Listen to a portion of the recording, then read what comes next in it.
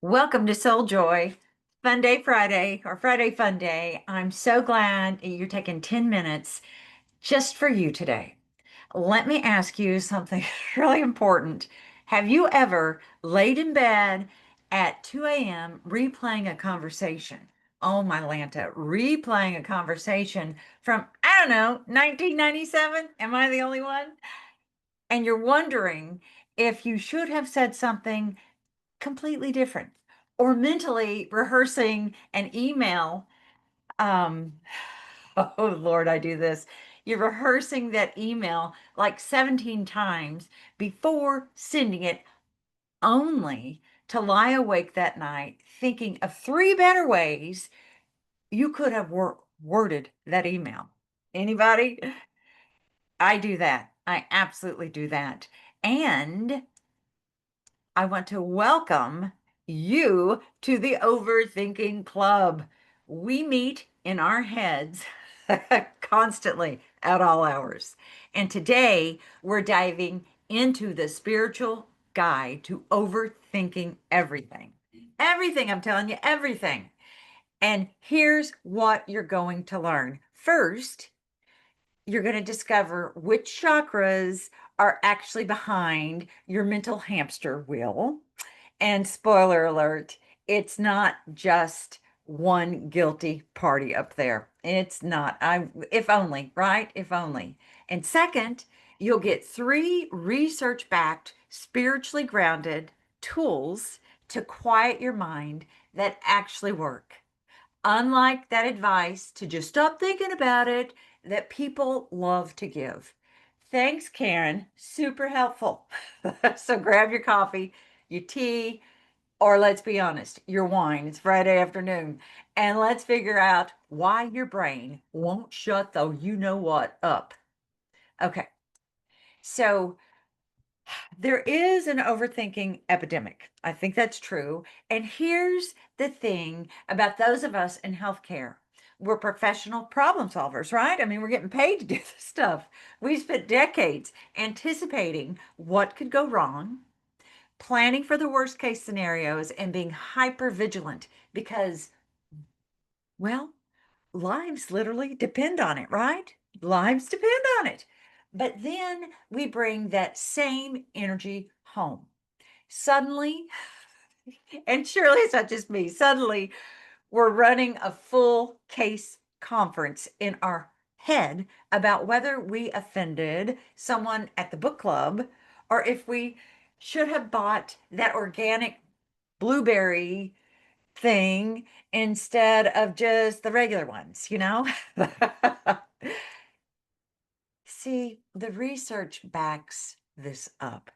A study from Harvard showed that when we spend 47% of our waking hours, not when, that we spend 47% of our waking hours thinking about something other than what we're actually doing. Y'all, 47%. That's basically half of your life spent living in your head instead of in your life. And for women over 50, for those of us seasoned gals, there's additional research from UC Berkeley that shows our overthinking often intensifies during this stage of life, the stage that we're in. And y'all, there's reasons for that. We're simultaneously dealing with hormonal changes, life transitions, and what we call the wisdom years, which is quite a paradox. We know better, which makes us overthink even more because we think we should have all the answers by now. And here's the plot twist.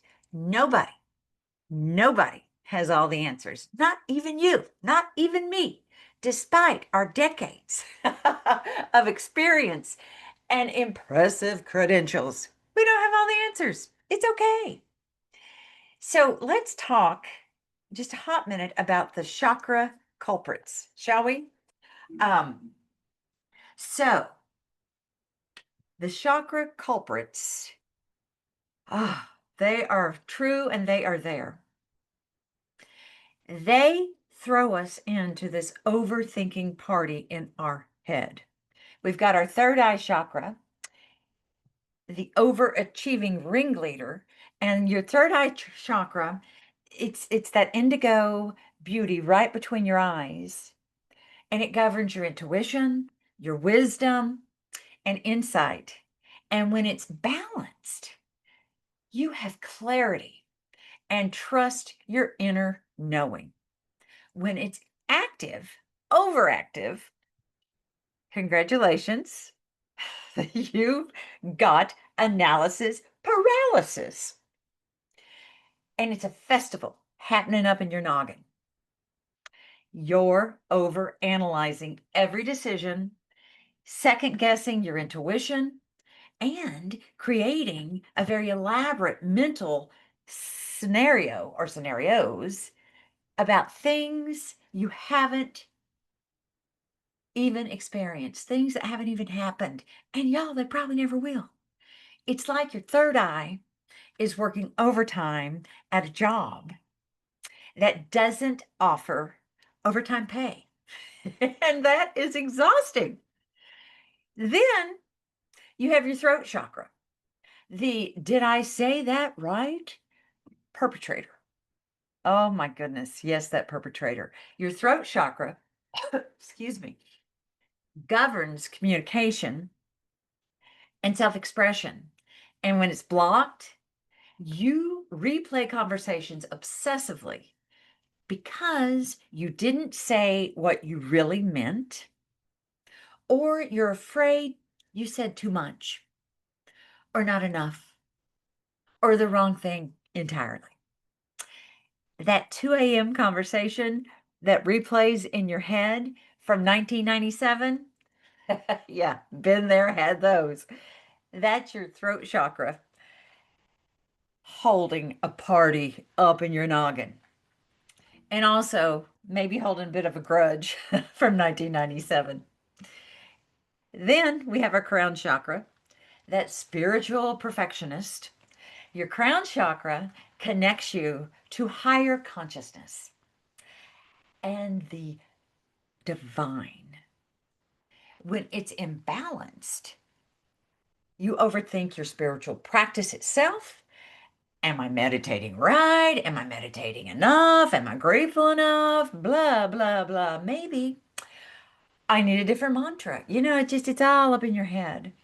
Or, oh, I've done this. You're trying to meditate and you're thinking, oh, I think I need a better meditation cushion. You're just not being present. Even your enlightenment has become something to overthink. Oh, yes. The irony is not lost on anyone, especially not the universe. So, the real reason we overthink, ladies, the real reason we overthink, of course, I like to, dig into a little research. And here's my hypothesis. And neuroscience kind of backs this up. Here's what the neuroscience tells us. Overthinking is often our brain's misguided, repetitive, negative thinking. It's the brain's way of trying to solve something that can't be solved by thinking alone. It's like trying to fix your plumbing with a stethoscope. Wrong tool, my friend. It's the wrong tool. And for us healthcare professionals dealing with burnout, you've got to understand this. You've spent your career controlling outcomes, managing crisis, and being the person everyone depends on. When you can't control your own exhaustion, your fading passion, or this nagging feeling that there's got to be more to life than this, your brain goes into overdrive, trying to think your way into feeling better. Spoiler alert, You can't think your way out of a problem like that. You can't think your way out of a problem that requires you to feel. So here's 3 tools that I want you to think about that can help quiet this mental chaos. 3 pretty simple tools. So that's enough with the problem identification. Let's get some solutions. Tool 1, the third eye pressure release. I want you to close your eyes, place your middle finger gently on your third eye point between your eyebrows. Take a deep, deep breath and imagine that a pressure valve is at that point. As you exhale, visualize releasing all that excess mental energy like steam is escaping. And I want you to say silently, I release what I cannot control. I trust what I know. And you need to do this 3 times. Research from the Heart Math Institute shows that intentional breathing combined with focus helps to reduce cortisol and activates the parasympathetic nervous system in under a minute. In under a minute. Pretty badass. Tool number 2, the throat chakra truth bomb. Here's the deal. Most of our overthinking about conversations happens because we didn't speak our truth in the moment. So I want you to take 5 minutes today and write down what I really wanted to say was, and let it flow uncensored. You don't have to send it. You don't have to do anything with it. Just let your throat chakra express what it's been holding. A study in the Journal of Experimental Psychology found that expressive writing reduces intrusive thoughts. That's why every therapist on earth tells you to go journal. It reduces these thoughts by 40%. That's like cutting your overthinking almost in half just by getting honest on paper. And here's the third tool. It's the crown chakra surrender. Every evening, you place one hand on your heart and one on the top of your head, and you say out loud, I did my best today. That is enough. I am enough. This simple practice reconnects your crown chakra to your divine wisdom instead of it being ego-driven perfectionism.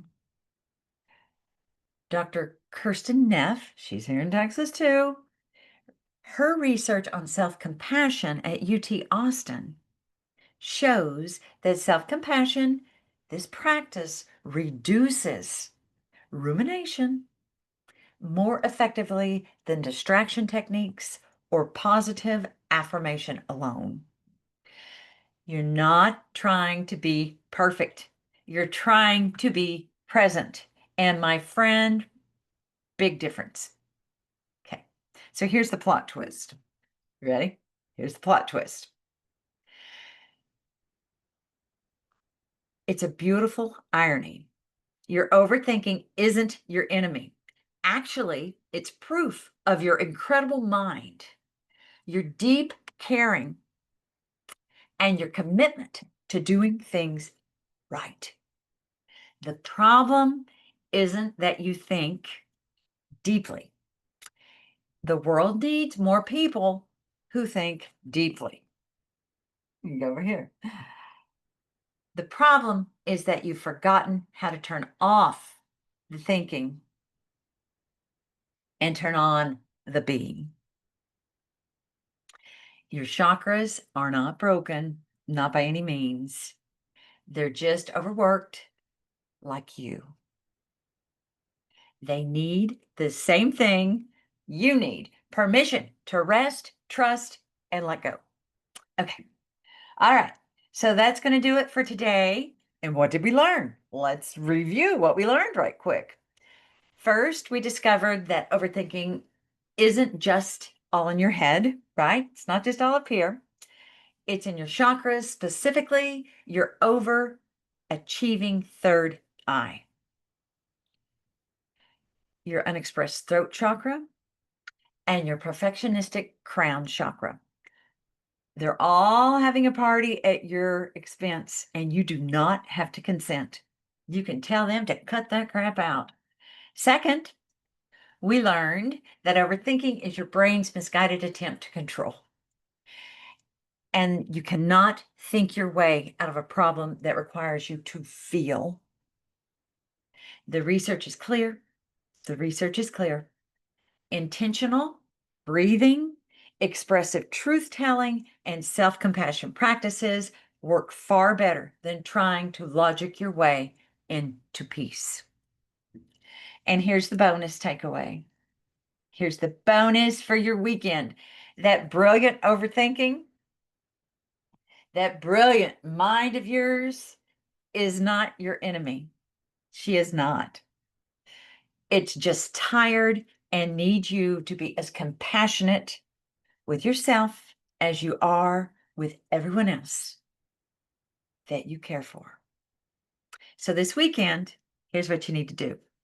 I want you to catch yourself overthinking, pause, and ask, is this thought serving me? Or am I serving this thought? You get to choose. And choosing to let go, that's not giving up at all. That is not giving up at all.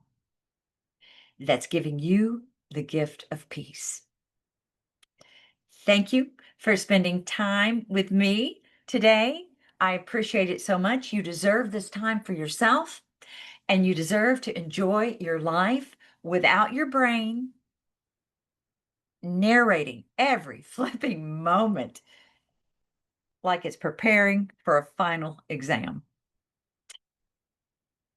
I will see you next Friday for more Soul Joy, fun day. And until then, I want you to overthink less, live more, and remember, you're already enough. You are so already enough.